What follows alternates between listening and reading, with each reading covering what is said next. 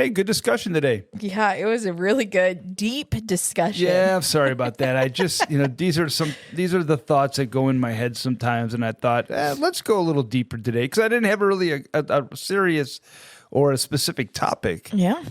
But hey, we're glad you're here today listening, and today we're going to talk about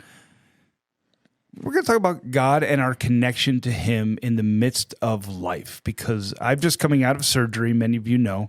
And I'm in the third week of recovery from spinal surgery. All went well. I'm in recovery, but I've learned a little bit about myself that I think I was unwilling to admit. And it was refreshing, but yet it's still processed. So that's what Rachel and I decided to jump into today, on the heels of the boringest Super Bowl that we've seen in a long time. Yeah. It was sad. Food was good. Yeah. Company was good. Yeah. Game. Same. But, you win some, you lose some. You do. It's funny because I think if I would have had to predict the Super Bowl, after how exciting I thought the football season was overall, it almost was like I could have predicted it, saying, you know what? We had such a great year. I bet you we get a dud of a Super Bowl. And we did. But you know what I'm just so excited about? What are you excited about? That football's over. Okay. So in our intro, this is our intro. I'm going to tell you this, that yesterday I said to my wife, I bet you are so glad for this day. I bet this is because football is over. So great. And so she said, no, you know what? I like football. So our friends last night asked my wife, so are you a big football fan? Are you are you totally into it, Angie? And Angie goes, nah, I don't like football. I'm like, she's so glad football's over. And so, yeah.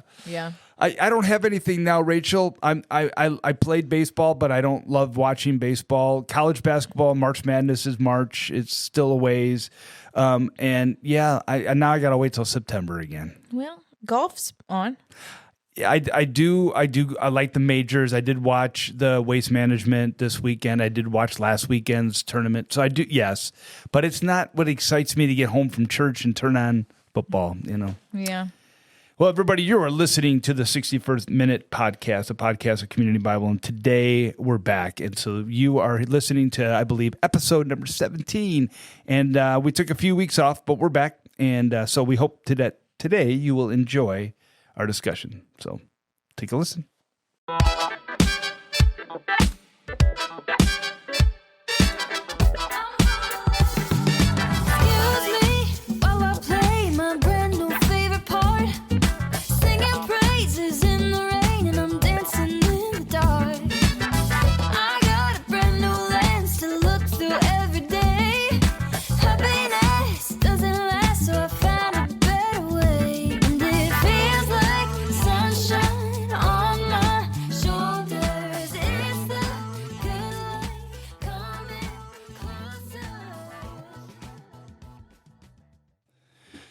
I thought overall a Super Bowl like that, it was going to be that way. Why? Because they had the number 1 rated defense and the number 3 rated defense. Both teams give up very little points. And if you took away the defensive touchdown and the 1 touchdown that Seattle scored on the pass, it's a field goal game. And it's 15-7 at that time, it would have been. But yeah, you're bound to have. It was a great year for football comebacks, and you get a dud for the Super Bowl. I mean, I'm gonna be real honest. I think I really watched a couple plays, maybe. Okay, but we had our home group like Super Bowl party and ate a lot of really good food, and we ate a lot of good food too. Yeah, we had some people over and just had some great conversation, and we flipped over to the All-American halftime. Did you? We did. And it was good? It was slightly disappointing to me. And like for the hype.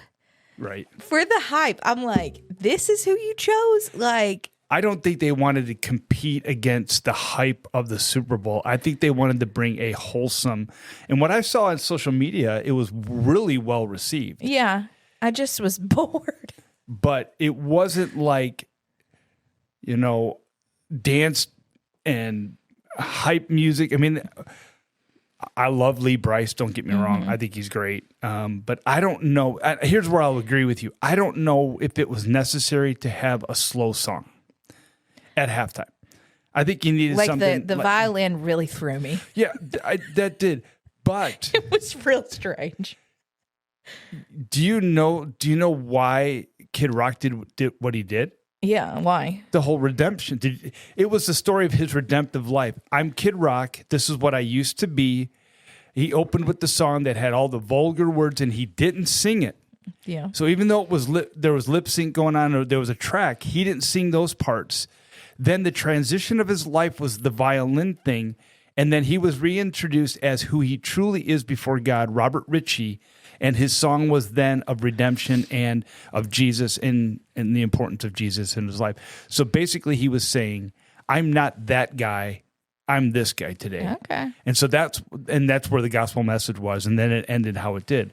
So, but if you didn't know that, Yeah. what the heck is going on with the violin and the cello? Yeah, you lost me on that part. Yeah. And I'm not gonna lie, I don't know that I've ever really. I'm not a huge country music fan. I am, but I'm not. Yeah. And Lee Brice, like, no clue who he was. That dude look old. Like he's old. like, no, he's not. He's 45. Okay, he's up there. Okay, for he's the same age as my husband, and I could have sworn he's my dad's age. Like he looked old. Careful. Careful. Rachel, careful. How old's your dad? 62. Oh, my goodness. He's 3 years, just 3.5 years older than I am. There you go. Yeah. So, what was your favorite food that you ate yesterday? Ooh. Andrew made pulled pork. Okay. And it was delicious. That dude, he stayed up all night long the night before, just making sure it was perfect, and it was really good. I also went to Chewy's and got some jalapeno ranch. That stuff, I could drink it. It's and I don't even like jalapenos. Yeah. But I ate so much of that stuff that my head sweat. And I was like, I feel like I need like a towel. Okay. And I made Carmelita bars that were delish. But we had like a little mixture of everything. So Angie made ribs, slow cooked ribs, phenomenal. Our friends brought over a huge charcuterie board, which it had everything. And I made the night before, homemade from scratch, snickerdoodle cookies. Mm-hmm. You know what the key thing to a snickerdoodle? Cream of tartar. I know you were going to say that. Has to be. Yeah. Got to have it in there. And it was amazing. And so I love baking, and I tend to screw it up because I just don't do, I'm not good with generic instructions, or just, tell me specifically how much I should need this thing. And so Angie helped me finish it up, but I did all making of that. And then we had veggie tray. We had caramel chocolate chip bars. So the caramel is built inside of the chocolate chip bar, and it melts, and and I love caramel. So that was the highlight of the whole game, was the food, just being able to go back and graze, What was the best commercial? I really couldn't tell you. Really? I probably Kevin from The Office. Now, I will say this, Budweiser always does a great commercial. Oh, yeah. The one with the eagle The one with the eagle and the horse. It was good. If you wanted to cry, yes, that's the best one. No, there was no crying in it. It wasn't emotional, but it was when he took that leap and the bird spread its wings. You thought he was going to fly. I was like, oh, look at that. That's so cool. That and Coinbase did the karaoke.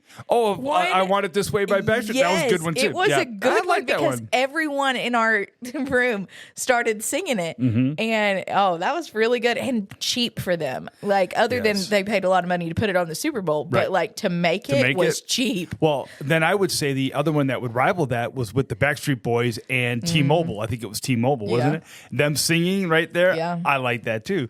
Backstreet Boys are having a moment. And, I've watched almost every song that they've done in the Sphere at Vegas. I would love to go see that show. Yeah. It looks amazing. I saw them when Mandy Moore opened up for them back in Oh, Mandy. I think it was the Millennium album. They came out. Angie and I went, and she went and saw him twice in Vegas. But yeah, I think they should do the Super Bowl show. You know, they turned down the Super Bowl show. They No were way. offered it several Really? years ago and turned it down. I think they should be asked again because they're not getting anywhere with the likes of some of the other performers. But that's for a discussion for another day. Yeah. Here's the deal. I had surgery 3 weeks ago. And the thing I want to talk about is this. Here's what I think would be an interesting topic for you and I to talk about today. I had a friend text me about a week after surgery. He's been following along, just checking in with me. And he said to me, he asked me, what's God teaching you through this? And I answered him, I have no idea. That was my first answer. And I left it alone because sometimes you get the question about, it's a spiritual question and you're not ready to answer it, or you don't want to answer it. You're just like, honestly, dude, I have not been thinking about this. So I started thinking about it. I got out of surgery and I did not come out of anesthesia well. And I became very dependent on machines. I had oxygen.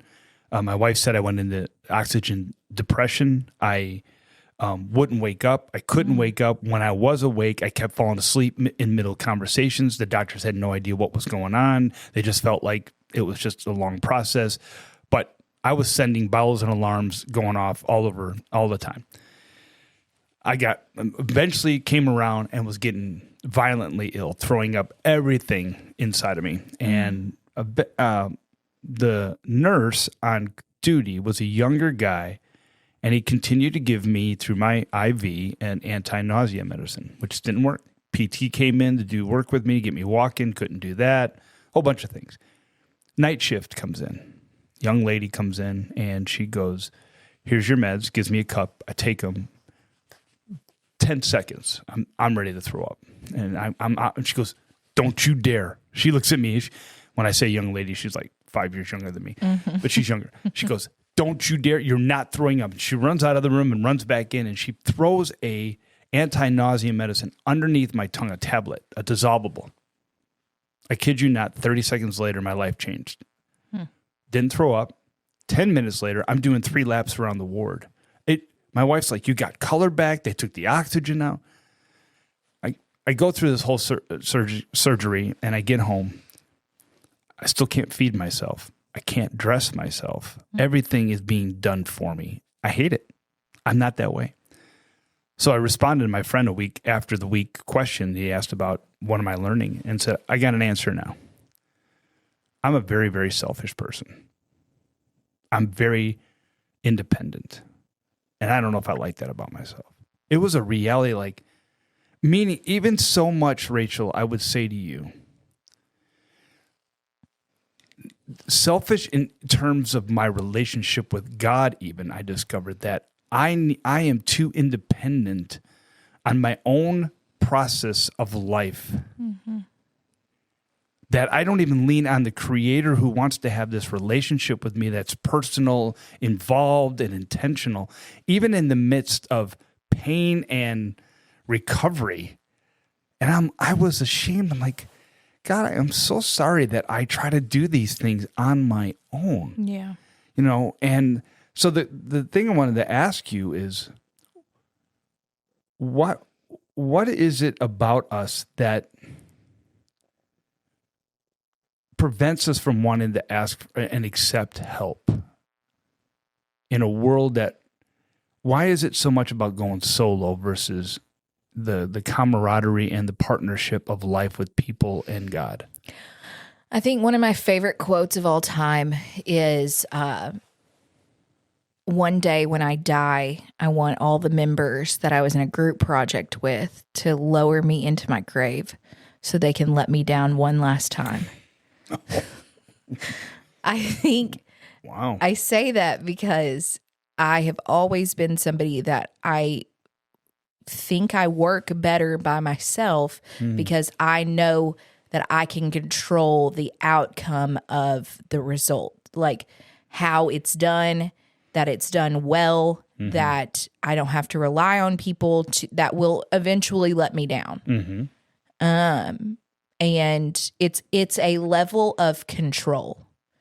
And There's that word. Yes, that's control. the hardest thing is that if I do it myself, then I am totally controlling the attitude and the effort that goes into it.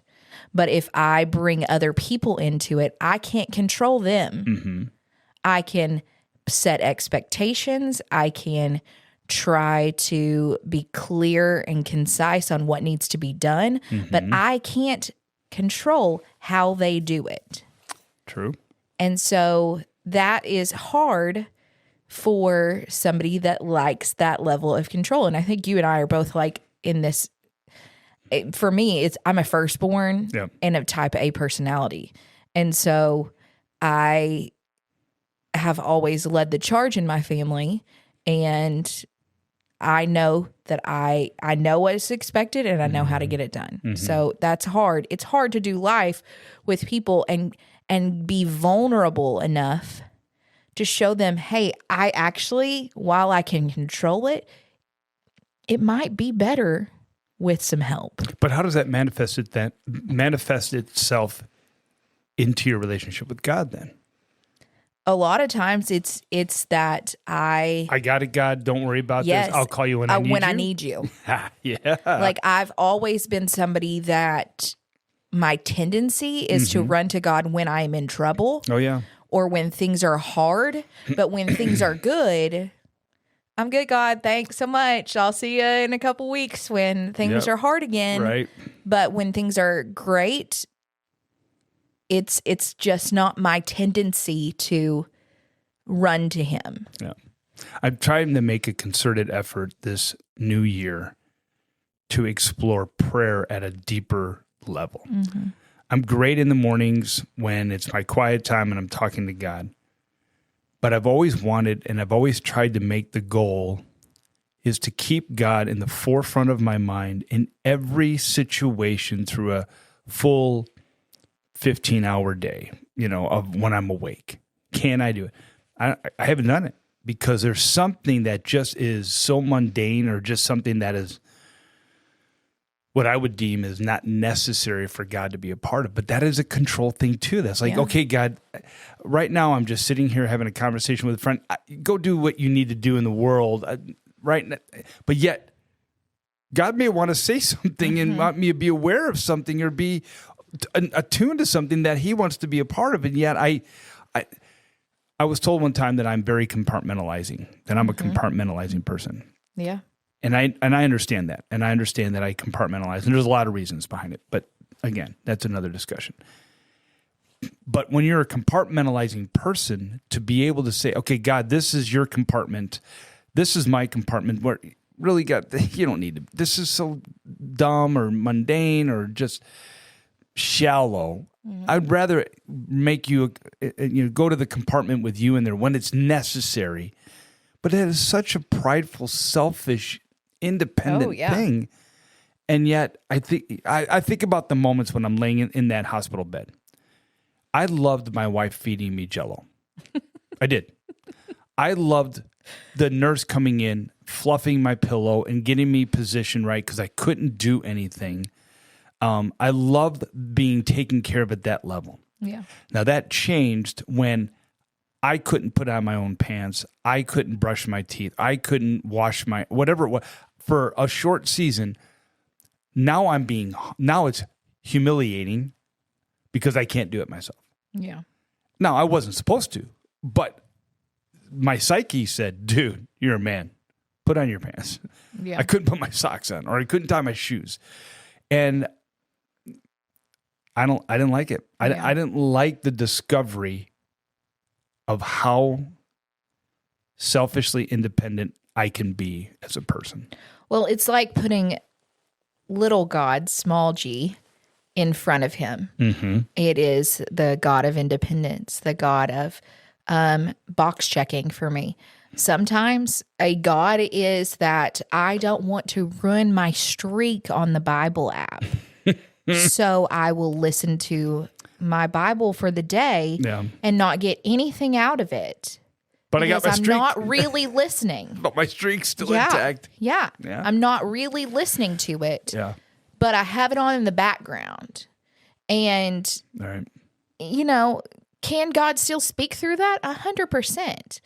But is my heart ready and willing to listen to what God has to say to me in that moment? Not really. No, I'm being selfish. I am trying to just check the box of, hey, did I have time with God today? If somebody asks, oh yeah, I listened to it this morning on my way to work. Yeah. But I didn't listen. And I got convicted about it the other day because I am listening to a cheesy rom-com book.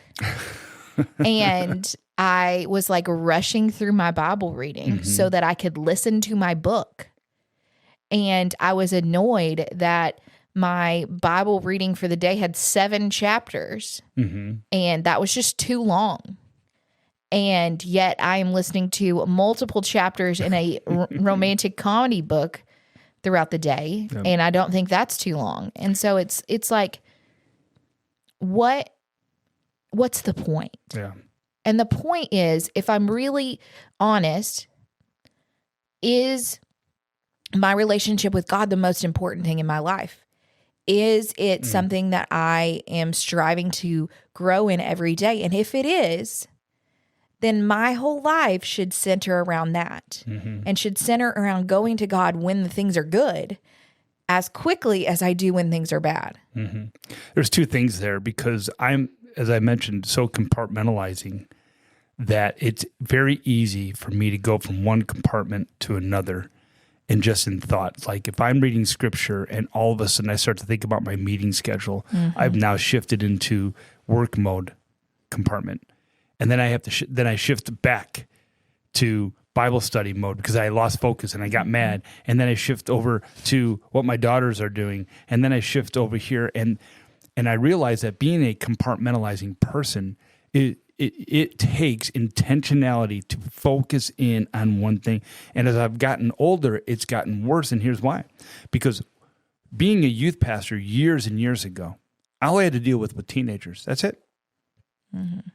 But as your profession evolves and your role evolves as a dad, as a husband, as I'm now an executive pastor overseeing multiple people, multiple staff, multiple ministries, there's multiple compartments on top of other things that I do, hobbies and other jobs like coaching and being a husband and being a dad. And I was thinking when you were talking about the rom-com book, it's as simple for me is that my daughters and my wife and I, we have a game and it's an app called Bandle. We play it every morning.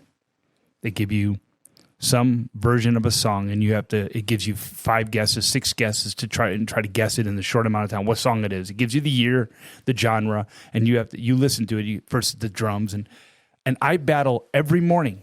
Should I start my quiet time first or should I do Bandle first?